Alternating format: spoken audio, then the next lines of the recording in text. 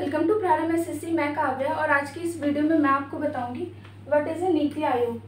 किसी भी छोटे या फिर बड़े काम को करने के लिए पहले हम डिसीजन लेते हैं, तो वो डिसीजन लेती है नीति आयोग। तो पढ़ते हैं। Established on January 1, 2015। इस दिन ये इस्टेब्लिश्ड हो गया था the national institute for transforming India. ये इसके फुल फॉर्म है नीति आयोग। इसका जो हेडक्वार्टर है वो न्यू दिल्ली में है। It operates under the director chairmanship of the prime minister.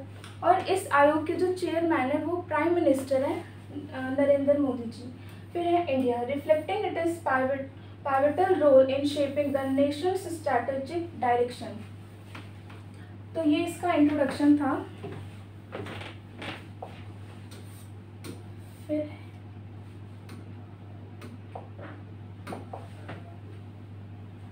Y NITI Aayog, a shift towards collaborative governments.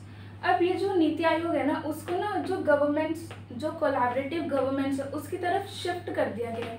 क्यों कर दिया गया उसको पढ़ते हैं। तो पहला रीज़न है फोस्टरिंग कोऑपरेटिव फेडरलिज्म। मतलब यहाँ पे जो ये जो काम है वो आगे की तरफ बढ़ रहा है एक कोऑपरेटिव फेडरलिज्म की तरह। जैसे नीति आयोग actively promotes collaborative engagement between the centre and state.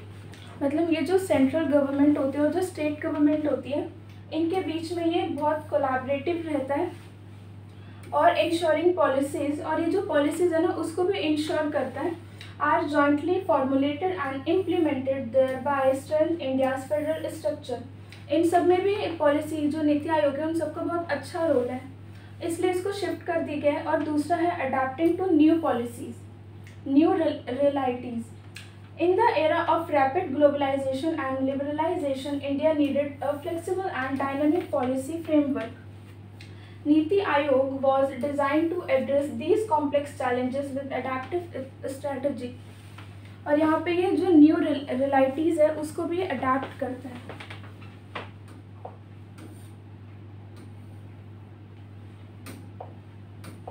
अब हम पढ़ते हैं इसका स्ट्रक्चर क्या होता है। मतलब इसमें चेयरमैन और भी सीईओ काफ़ी सारे ऐसे पर्सन्स होते हैं, तो उसके बारे में देखते हैं। तो NITI Aayog composition is carefully design to bring together diverse expertise and perspective for comprehensive policy formulation. तो पहला है इसमें चेयरपर्सन। इसके जो चेयरपर्सन है वो है प्राइम मिनिस्टर नरेंद्र मोदी। फिर है वाइस चेयरपर्सन। अगर कभी चेयरपर्सन अवेलेबल ना हो तो वाइस चेयरपर्सन काम देखते हैं, तो वो अपॉइंटमेंट करते हैं prime minister, playing a crucial role in guiding the institution. फिर है फुल टाइम मेंबर। अब इसमें फुल टाइम मेंबर भी रहते हैं और पार्ट टाइम मेंबर भी रहते हैं, जो परमानेंट भी होते हैं, टेम्परेरी भी। तो फर्स्ट है permanent, distinguished experts from various fields contributing specialised knowledge. फिर है एक्स ऑफिशियो मेंबर भी होते हैं, जैसे 4 union minister nominated by the prime minister ensuring governmental alignment. फिर है पार्ट टाइम मेंबर्स जो कि टेम्परेरी रहते हैं, जैसे up to 2 experts from leading universities and research institutions bringing academic and research insight. फिर एक इसमें रहते हैं सीईओ, चीफ एग्जीक्यूटिव ऑफिसर, जैसे appointed by the prime minister. इसको भी अपॉइंटमेंट प्राइम मिनिस्टर ही करते हैं। Responsible for the administrative and operational leadership, ये इन सब के लिए रिस्पॉन्सिबल रहते हैं।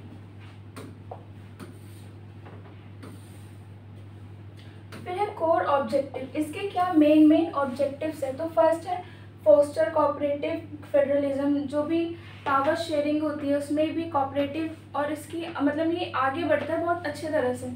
जैसे building breeds between the centre and state for shared policy goals and development initiatives. फिर है डिज़ाइन स्ट्रैटेजिक पॉलिसीज। यहाँ पे जो पॉलिसीज़ होती हैं उसको भी डिज़ाइन करते हैं बहुत अच्छे तरीके से, जैसे developing long term visionary policies that are adaptive and responsive to India's evolving needs.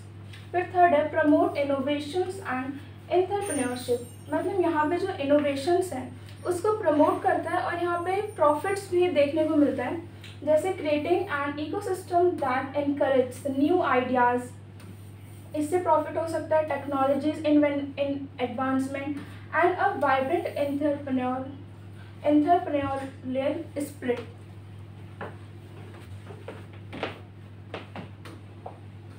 Then Niti Aayog versus planning commission. अब हम नीति आयोग भी पढ़ेंगे और एक जो प्लानिंग कमीशन होती है वो भी पढ़ेंगे।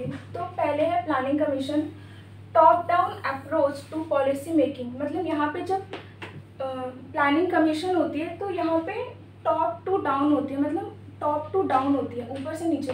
और यहाँ पे जो नीति आयोग में होती है वो bottom up approach involving states, और यहाँ पे नीचे से ऊपर होती है। यहाँ पे ऊपर से नीचे होती है और यहाँ पे नीचे से ऊपर होती है। फिर है allocated funds to states and ministers. यहाँ पे जो फंड्स होता है ना वो बांट देते हैं किन के बीच में, स्टेट्स और मिनिस्टर्स के बीच में, लेकिन यहाँ पे कोई फंड्स को बांटा नहीं जाता। और think tank, no power to allocate funds. यहाँ पे क्या होता है, जो फंड्स होते हैं उसको बांटते नहीं है, सोचते कि शायद वो और अच्छे काम में लगा दिया जाए। और नीति आयोग को हम और थिंक टैंक के नाम से भी जानते हैं। फिर इसका है एम्बेसीज कोऑपरेटिव फेडरलिज्म, और यहाँ पे काफ़ी सारी एम्बेसीज भी होती है फॉर कॉपरेशन के लिए। फिर है provide limited role for states. यहाँ पे जो रोल होते हैं वो सिर्फ लिमिटेड ही होते हैं, और यहाँ पे लिमिटेड नहीं होते क्योंकि यहाँ पे एम्बेसीज वगैरह भी आ जाती हैं। फिर है created 5 years plan for all sectors. यहाँ पे टाइम ड्यूरेशन है, लेकिन यहाँ पे कोई टाइम ड्यूरेशन नहीं है, लॉन्ग टर्म है, जैसे focuses on strategic and long-term policy framework.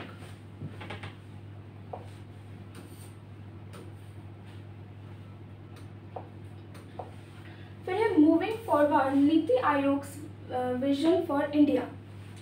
तो देखो, Niti Aayog represents India's commitment to dynamic governments. अब यहाँ के जो गवर्नमेंट्स है वो डायनेमिक है, मतलब चेंज होती रहती हैं। तो यहाँ पे इसका एक कमिटमेंट है, moving from a rigid planning model to an adaptable collaborative and innovation. ये इसके कीवर्ड्स हैं, innovation driving policy framework by fostering true federalism and leveraging expert insights, it aim to accelerate India sustainable development journey. और ये थोड़ी इसकी definition है, जैसे Niti Aayog has been instrumental in bringing states closer to the policy making process. जो नीति आयोग होती है वो पॉलिसी मेकिंग के बहुत क्लोज होती है क्योंकि वो ही बनाती है। Fostering a spirit of competition and cooperation among them. फिर है, ये लिखा है इकोनॉमिस्ट डॉक्टर R.K. सिंह ने। तो I hope you like this video, और आज की वीडियो में इतना ही। Thank you so much.